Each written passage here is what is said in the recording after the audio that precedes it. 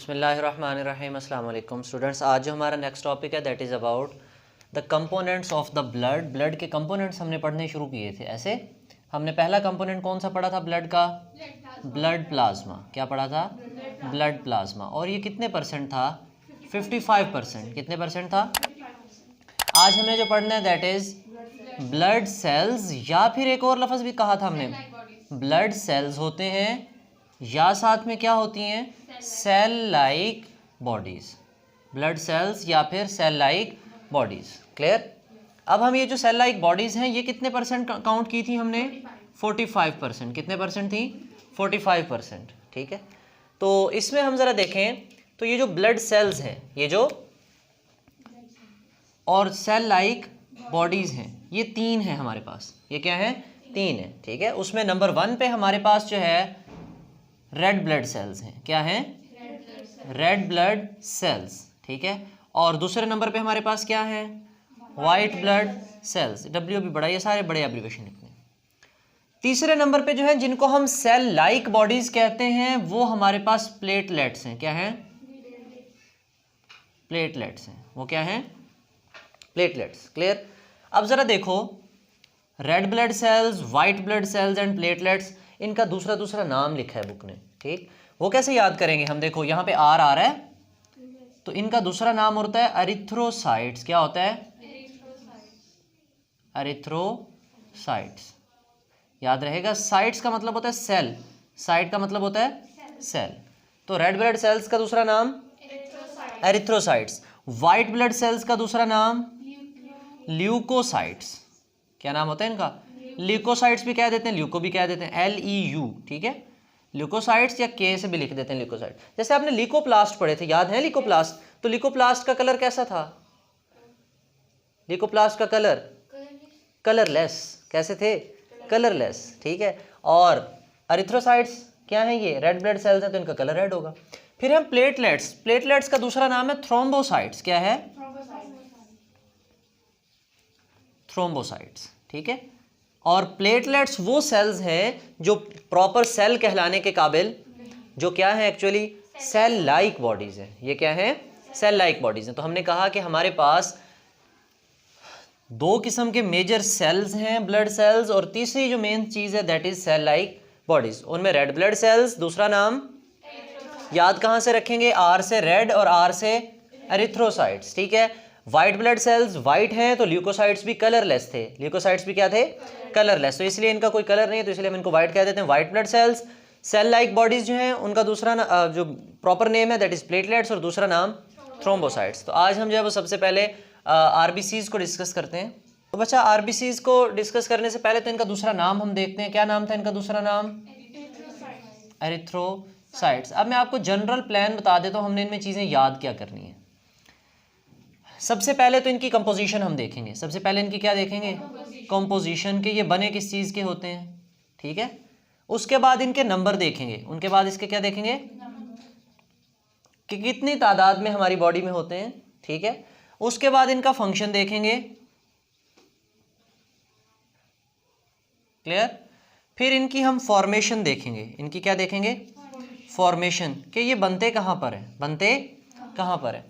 फिर फॉर्मेशन के बाद हम थोड़ी सी बातें करेंगे इनकी डिग्रेडेशन की, कि ये डिग्रेड होने के बाद, मरने के बाद कहाँ जाते हैं, क्या ये मरते हैं या नहीं मरते। डिग्रेडेशन देखेंगे इनकी। क्या देखेंगे? डिग्रेडेशन। ठीक है, अच्छा, डिग्रेडेशन के बाद अगर डिग्रेड होते हैं तो कितने दिन बाद होते हैं, तो इसका मतलब इनका लाइफ स्पैन भी होगा। क्या होगा? लाइफ स्पैन, जिंदगी का दौरानिया होगा कि कितना इनका लाइफ स्पैन है। ठीक, तो ये सारी बातें हमने इनमें स्टडी करनी है। तो सबसे पहले हम देखते हैं कि इनकी कंपोजिशन क्या है। इनकी कंपोजिशन क्या है? तो अकॉर्डिंग टू अवर बुक, हमारी बुक ने तो मेन ये लिखा है कि red blood cells are also called erythrocytes. तो पहले उसने नंबर बताए, तो चलो हम पहले कंपोजिशन देख लेते हैं। कंपोजिशन बेटा, एक आपके पास रेड ब्लड सेल है तो उसकी शेप थोड़ी सी हम डिस्कस करते हैं पहले, फिर कंपोजिशन की तरफ जाते हैं। बेटा इनकी जो शेप है that is by concave shape. By concave shape आपने पढ़ा हुआ होगा जब आपने 8th क्लास पढ़ी है, आपने वो फिजिक्स वाला पोर्शन साइंस में पढ़ा होगा और उसमें आपने लेंसेज की टाइप्स पढ़ी होंगी। बेटा ये आपके पास कन्वेक्स लेंस होता है, ये आपके पास क्या होता है? कनकेव। और ये एक साइड ऐसी हो और एक ऐसी हो तो ये कनकेवो कन्वेक्स। कनकेवो कन्वेक्स। इसकी दोनों साइड्स कैसी हैं? कन्वेक्स। इसकी दोनों साइड कैसी हैं? कनकेव। देखो दोनों साइड कनकेव है तो इसका मतलब ये क्या है? By concave. क्या है ये? क्या है? दोनों साइड कन्वेक्स है तो बाई कन्वेक्स। ठीक है, तो हम कहते हैं कि जो हमारे पास रेड ब्लड सेल्स होते हैं उनकी शेप कैसी है बच्चा? By concave shape. कैसी है? By concave shape. जैसे आपने देखा है फाइन एवर या फॉर एवर कैंडी मिलती होती थी, टॉफ़ी, तो उसको दरमियान से प्रेस किया होता है थोड़ा सा, जैसे दरमियान से प्रेस किया होता है तो वो उसकी कैसी शेप बन जाती है?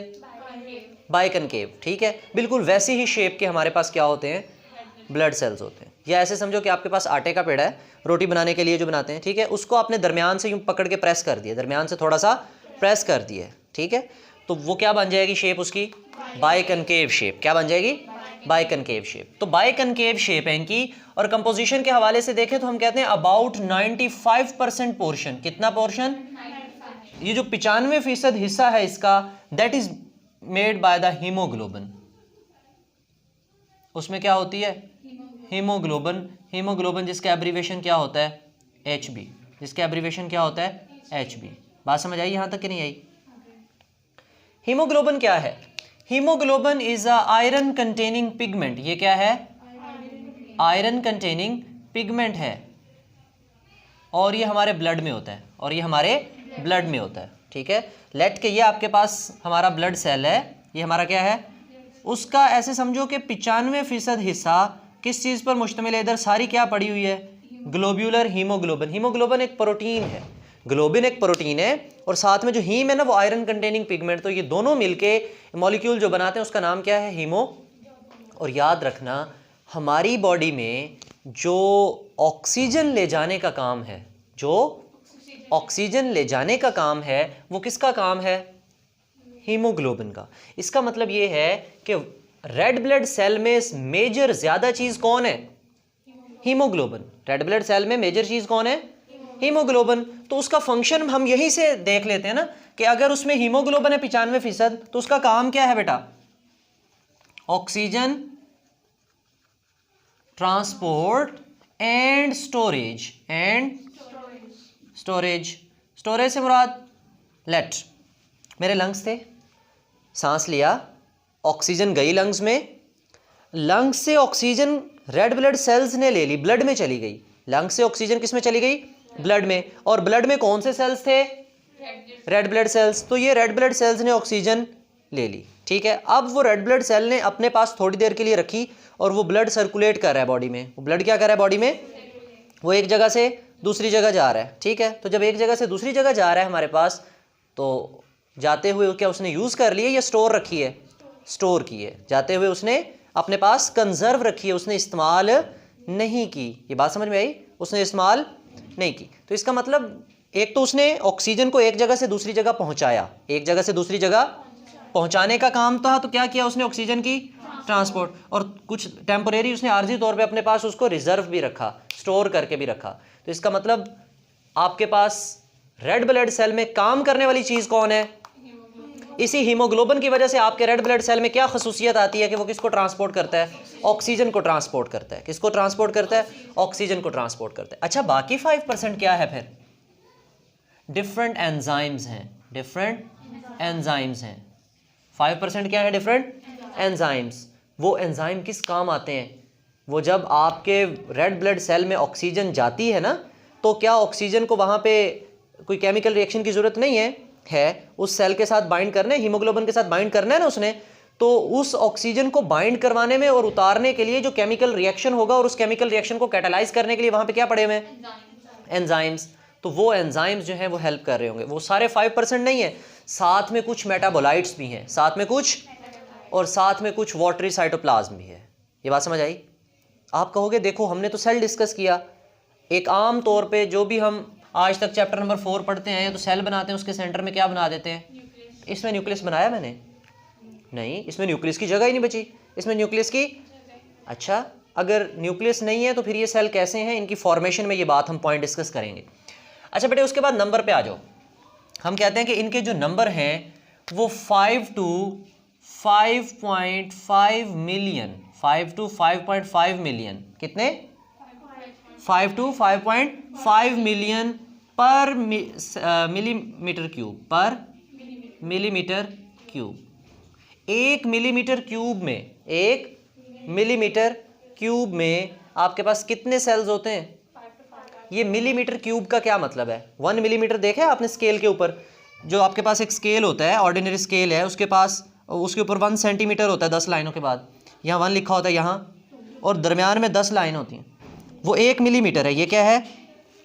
तो अगर आप 1 मिलीमीटर क्यूब बनाओ, क्यूब का मतलब एक ऐसा डब्बा बनाओ जिसकी 1 मीटर लेंथ हो, 1 मीटर वाइड हो, 1 ही मीटर उसमें डेप्थ हो, ठीक है? तो इस बॉक्स के अंदर अगर आप ब्लड फिल करो, इस बॉक्स में क्या फिल करो? ब्लड। तो 1 मिलीमीटर क्यूब कितना बनता है? एक छोटा सा डब्बा बनता है, ठीक? उस एक छोटे से डब्बे में जस्ट 1 ड्रॉप आ सकता है ना ब्लड का, 1 to 2 ड्रॉप्स आ जाएंगे, 1 से 2 कतरे आएंगे ना खून के। तो 1 to 2 ड्रॉप्स में कितने सेल्स हैं? 5 to 5.5 मिलियन सेल्स हैं। किसमें? 1 मिलीमीटर क्यूब में, 1 मिलीमीटर। अच्छा, इसी तरह ज़रा देखें फीमेल्स में, देखें ये मेल्स में है, ये किस में है? मेल्स में। फीमेल्स में देखें तो हम कहते हैं कि उनकी बॉडी के अंदर 4 to 4.5 मिलियन है। कितने हैं? 4 to 4.5 मिलियन। यूनिट क्या लिखेंगे साथ में? Millimetre cube. यूनिट नहीं लिखोगे तो कहानी ठीक नहीं है, ठीक है? तो यूनिट लिखना लाजमी है कि ये कितने ब्लड में बता रहे हो आप। तो कितने ब्लड में बताया हमने? 4 to 4.5 मिलियन। तो फीमेल्स में थोड़ा सा ब्लड क्या होता है? कम होता है, ठीक है? उसके डिफरेंट रीजंस हैं, वो आप बड़ी क्लासों में जाके जो है ना वो स्टडी कर लोगे। अच्छा, उसके बाद है हमारे पास फंक्शन। फंक्शन में मेन फंक्शन क्या है? Oxygen transport and storage. Then क्या है उसकी? फॉर्मेशन। अब बेटे इसकी फॉर्मेशन के अंदर ज़रा देखो, हम देखें कि हमारे पास जो रेड ब्लड सेल्स हैं वो कहाँ बनते हैं। हमारी जो लाइफ होती है ना, हम उसको 3 हिस्सों में तकसीम करते हैं। जो ख़ास तौर पे एम्ब्रियोनिक लाइफ है, जो क्या है, उसके ट्राइमेस्टर बनाते हैं, क्योंकि इंसान की ज़िंदगी जो है ना वो एम्ब्रियोनिक लाइफ 9 माह की होती है, ठीक है? उसको हम 3 मंथ्स में डिवाइड करते हैं, first trimester, second trimester, third trimester. तो हम देखते हैं कि किस ट्राइमेस्टर में कहाँ बनते हैं। तो वैसे तो फर्स्ट ट्राइमेस्टर में एम्ब्रियो सैक में बनते हैं, ठीक है? और उसके बाद जो है वो सेकंड एंड थर्ड ट्राइमेस्टर, उसमें जो है वो हमारे पास जो एम्ब्रियोनिक लाइफ है, आपकी बुक क्या लिखेगी? इन एम्ब्रियोनिक लाइफ। एम्ब्रियोनिक लाइफ में कहाँ बनते हैं आपके पास बेटे? लीवर एंड सप्लीन में। कहाँ बनते हैं? लीवर किसे कहते हैं? जिगर में, कलेजी में। और सप्लीन किसे कहते हैं? तीली में। तो हमारे red blood cell embryonic life में कहाँ बनते हैं? लीवर एंड सप्लीन में। लीवर एंड, तो पैदा होने के बाद कहाँ बनते हैं? After birth. आफ्टर बर्थ कहाँ बनते हैं फिर? हमारे बेटा शॉर्ट बोन मैरो में। किस में बनते हैं? शॉर्ट बोन मैरो में। शॉर्ट बोन मैरो, छोटी हड्डियाँ, और उनमें रेड बोन मैरो होता है बेटा। कैसा बोन मैरो होता है? Red bone marrow. एक येलो बोन मैरो होता है और एक रेड बोन मैरो होता है। हड्डी का गोदा जो है, हमने देखा ना, जो बड़ी बड़ी हड्डियाँ होती हैं उनमें से मिल्क निकलती है, वाइट कलर का मटेरियल निकलता है जो हम खाते हैं। लेकिन ये रेड बोन मैरो है। ये क्या है? ये छोटी हड्डियों में होता है। जैसे हमारी ये स्टर्नम है, हमारी वर्टिब्रे की छोटी छोटी हड्डियाँ हैं, तो जो छोटी हड्डियाँ हैं उनके अंदर जो हड्डी का गोदा है, जो बोन मैरो है, वो कैसा होता है? रेड। और पैदाइश के बाद जो हमारे रेड ब्लड सेल बनते हैं वो कहाँ पर बनते हैं? हमारी रेड बोन मैरो में। इसका मतलब हमारी हड्डियों में बनते हैं। हमारी कहाँ बनते हैं? रेड बोन, शॉर्ट बोन्स में बनते हैं, रेड बोन मैरो में बनते हैं, ठीक है? और एम्ब्रियोनिक लाइफ में कहाँ बनते थे? अच्छा, अब ज़रा देखना, वो कहता है जैसे ही ये रेड ब्लड सेल बनता है ना, ये रेड ब्लड सेल बना है, ये सेल है, अभी इमैच्योर है, अभी क्या है? छोटा सेल है, ठीक है? बड़ा नहीं हुआ, फंक्शनल, इसको भी ब्लड स्ट्रीम में नहीं डाला, अभी हड्डी के गोदे में पड़ा हुआ है। तो उस जब ये बनेगा तब इसके अंदर क्या होगा? न्यूक्लियस होगा, तब इसमें क्या होगा? लेकिन जब ये मैच्योर हो जाएगा, जब ये क्या हो जाएगा? मैच्योर, फिर बेटा इसका जो न्यूक्लियस है वो ख़त्म करा दिया जाएगा। इसका जो न्यूक्लियस है वो, क्योंकि उसकी जगह पे किस चीज़ को जगह देनी है? हीमोग्लोबिन को। किसको जगह देनी है? हीमोग्लोबिन को। हम अपने ब्लड की HB चेक कराते हैं ना, तो ये हीमोग्लोबिन होती है। तो अब इसकी वजह क्या थी? न्यूक्लियस ख़त्म क्यों करवा दिया? मिसाल के तौर पे मैं कोई खाने की चीज़ देता हूँ, इस लाइन में यहाँ से देता हूँ और कहता हूँ इस बच्चे से लेकर यहाँ तक पहुँचा दो, ठीक है? तो हमारे ब्लड का भी तो यही काम था ना, लंग्स ने उसको ऑक्सीजन दी और कहा कि जाके पूरी बॉडी के सेल्स को दे आओ, पूरी बॉडी के सेल्स को दे आओ। और मैंने जो आपको चीज़ खाने की दी, आपको खुद भूख लगी हुई थी, तो क्या वो चीज़ यहाँ से यहाँ तक पहुँचेगी या रास्ते में खा जाओगे? रास्ते में खा जाओगे जाते जाते, ऐसा ही है ना? तो बेटा अगर इस सेल को आपने ऑक्सीजन दी है, इस सेल को कि जाके ब्रेन टिश्यूज़ को दे के आओ, बॉडी के दूसरे सेल्स को दे के आओ, और इसका अपना न्यूक्लियस है, इसके अपने घर में ज़रूरत होगी। फिर जब इसका अपना न्यूक्लियस है तो इसमें मेटाबॉलिक एक्टिविटीज़ हो रही होंगी और बहुत से केमिकल रिएक्शंस हो रहे होंगे रेड ब्लड सेल में। तो जब वहाँ तक ऑक्सीजन जाएगी तो रास्ते में ऑक्सीजन नहीं बचेगी, ख़त्म हो जाएगी, यूज़ हो जाएगी, ये सेल खुद ऑक्सीजन इस्तेमाल कर लेगा, ये सेल खुद ऑक्सीजन। तो इसलिए इसका न्यूक्लियस क्या करवा दिया जाता है, डिग्रेड। इसकी मेटाबॉलिक एक्टिविटीज़ क्या करवा दी जाती हैं, कम, ताकि इसमें ऑक्सीजन यूज़ करने की कैपेसिटी ना रहे, इसमें ऑक्सीजन यूज़ करने की कैपेसिटी। तो इसलिए हमने इसको लाइफ लॉन्ग भी तो नहीं रखना है, ये कुछ दिन बाद मर जाता है, कुछ दिन बाद हमें पता चल जाता है अब ये डिग्रेड हो रहा है, अब इसकी तबीयत ठीक नहीं है से मुराद, अब इसको ख़त्म कर देना चाहिए, इसको क्या कर देना चाहिए, ख़त्म कर देना चाहिए। तो ये फॉर्मेशन देख ली हमने। फॉर्मेशन के बाद डिग्रेडेशन, मरने के बाद कहाँ जाते हैं, जहाँ से बन के आए थे लिवर एंड स्प्लीन, तो मरने के बाद भी किसके पास जाते हैं, हमारे लिवर और स्प्लीन में जाते हैं। लिवर एंड स्प्लीन हमारे ओल्ड रेड ब्लड सेल्स को, किसको, ओल्ड आरबीसीज को जो है वो ख़त्म करने में हेल्प करती है। कौन, लिवर एंड स्प्लीन। आपने पढ़ा ना, जिगर जो है वो बाइल बनाता है, लिवर क्या बनाता है, बाइल। बाइल का नाम सुना है, गाल ब्लैडर, पित्ते का नाम सुना है। आमतौर पर हम कहते हैं पित्ते में जहर होता है, ठीक है, असल में वो हीमोग्लोबिन को जो तोड़ा जाता है, किसको तोड़ा जाता है, हीमोग्लोबिन को जो तोड़ा जाता है, उसी का मटेरियल उसमें डाला जाता है, उसी का मटेरियल उसमें डाला जाता है और उसको as a waste material body से बाहर निकाल दिया जाता है। अच्छा, इनके लाइफ स्पैन की बात करें तो हम कहते हैं तकरीबन 120 दिन तक जिंदा रहते हैं, 120 डेज, ये एवरेज लाइफ स्पैन है। कोई इससे ज़्यादा जिंदा रह लेता है 2-4 दिन, कोई 2-4 दिन। मंथ बनाएं तो कितने बनते हैं, 3 बनते हैं, 4 बनते हैं, 4 बनते हैं बेटे। कितने मंथ्स बनते हैं, 4 मंथ्स बनते हैं, ठीक है। तो लाइफ स्पैन कितना होता है इनका, 4 मंथ्स। क्लियर, बातें समझ आई, सारी बातें हो गई। हमने हीमोग्लोबिन की भी बात कर ली, कंपोजिशन की भी, नंबर भी देख लिए, फंक्शन भी देख लिया, फॉर्मेशन भी देख ली, डिग्रेडेशन भी देख ली, मरने के बाद कहाँ जाएंगे, लाइफ स्पैन भी देख लिया, और ये उनकी शेप भी देख ली, और क्यों उनमें न्यूक्लियस ख़त्म करवाया ये भी देख लिया हमने। क्लियर, एक दफ़ा इसकी रीडिंग कर लेते हैं और देख लेते हैं कि आपकी बुक में और कोई नई बात है तो हम डिस्कस कर लेते हैं। बेटा पेज नंबर है आपके पास 186। तो वो कहता है कि आपके पास देयर आर, ऊपर वाली पहली लाइन भी पढ़ देता हूँ, these include the red blood cells and cell like bodies हैं। These include the red blood cells जो कि एरिथ्रोसाइट्स हैं, वाइट ब्लड सेल्स हैं, ल्यूकोसाइट्स हैं, प्लेटलेट्स हैं, थ्रोम्बोसाइट्स हैं, ठीक है। तो ये उनके दूसरे नाम भी लिखे हुए ब्रैकेट्स में, उन्होंने आपने अच्छे से याद करने हैं। रेड ब्लड सेल्स का दूसरा नाम erythrocytes. There are most numerous of the blood cells, सबसे ज़्यादा हमारे ब्लड में जो ब्लड सेल्स हैं वो कौन से हैं, a cubic millimetre of blood, millimetre cube या क्यूबिक मिलीमीटर, क्यूबिक कि एक क्यूब बनाओ जो 1 मिलीमीटर का डब्बा हो, उसमें अगर हम देखें तो 5 to 5.5 मिलियन आरबीसीज कहाँ बनते हैं, in males, and 4 to 4.5 million in females. तो मेल्स में ज़्यादा हैं, फीमेल्स में, मेल्स में ज़्यादा हैं, ठीक है, क्योंकि उन्होंने हार्डवर्क भी करना होता है, ठीक है, इसलिए उनकी जो हार्डवर्किंग कैपेसिटी की वजह से भी उनके अंदर हीमोग्लोबिन थोड़ी सी क्या हो जाती है, ज़्यादा, ठीक है। और फीमेल्स की बॉडी में एवरी मंथ जो ब्लड लॉस होता है रिप्रोडक्टिव साइकिल की वजह से, उसकी वजह से भी उनकी बॉडी में हीमोग्लोबिन क्या हो जाती है, कम हो जाती है। व्हेन आरबीसीज आर फॉर्म, जब आरबीसीज बनते हैं, इधर देखो, जब आरबीसीज बने हैं तो दे हैव द, लेकिन बाद में जब वो मैच्योर हो गए तो उनका न्यूक्लियस गायब कर दिया गया। कहता है कि they have the nucleus in mammals, mammals में व्हेन द आरबीसीज या blood cells mature it's nucleus is lost, उनका न्यूक्लियस कहाँ कर दिया जाता है, गुम कर दिया जाता है, खत्म कर दिया हमने। After the loss of the nucleus, जब न्यूक्लियस खत्म हो गया तो आरबीसीज एंटर्स द ब्लड, तो बोन मैरो, हड्डी के गोदे से निकाल के कहाँ डाल दिए जाते हैं, ब्लड में, कि जाओ काम करो। अब कंपोजिशन बता रहे हैं, about 95% of the cytoplasm of the RBCs is filled with the haemoglobin. ऐसे समझो 95% हिस्सा जो उसका साइटोप्लाज्म जो फ्लूइड है उसमें क्या भर दी हमने, हीमोग्लोबिन। बाकी रिमेनिंग 5% में क्या डाल दिया, enzyme, salts and other proteins as well. RBCs shape क्या है, biconcave and have a elastic cell membrane, लचकदार सेल मेम्ब्रेन है इनकी। इन एम्ब्रियोनिक, अभी उनकी फॉर्मेशन है, कहाँ बनते हैं, in embryonic and foetal life they are formed in the liver and spleen. Embryo पहले होता है, इधर देखो, एम्ब्रियो स्टेज पहले आती है, और जब उसमें ऑर्गन्स बनना शुरू हो जाते हैं तो फिर हम उसको क्या कहना शुरू कर देते हैं, फीटस। तकरीबन 12 हफ्तों के बाद जो जाइगोट है, जो एम्ब्रियो बनता है, जो जाइगोट जब डिवाइड होना शुरू होता है तो उसको एम्ब्रियो कहना शुरू कर देते हैं। जाइगोट कितने सेल होते हैं, 1, तो जब जैसे ही वो 1 से 2, 2 से 4 बनना शुरू होते हैं तो उसको एम्ब्रियो कहना शुरू कर देते हैं। तकरीबन 12 हफ्तों के बाद उस एम्ब्रियो को क्या कहना शुरू कर देते हैं, फीटस कहना शुरू कर देते हैं।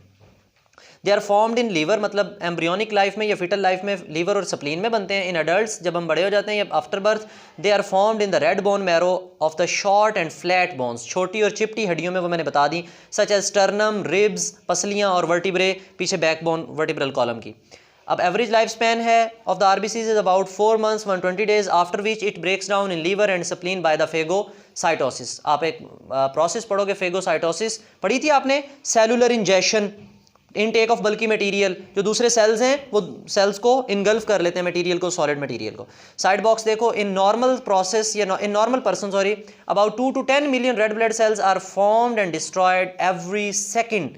हर सेकंड में 2 से 10 मिलियन मर भी रहे हैं और नए बन भी रहे हैं। ठीक है बेटा, इस होल टॉपिक में कोई क्वेश्चन हो तो आप कमेंट सेक्शन में पूछ सकते हो। थैंक यू, अल्लाह हाफिज़।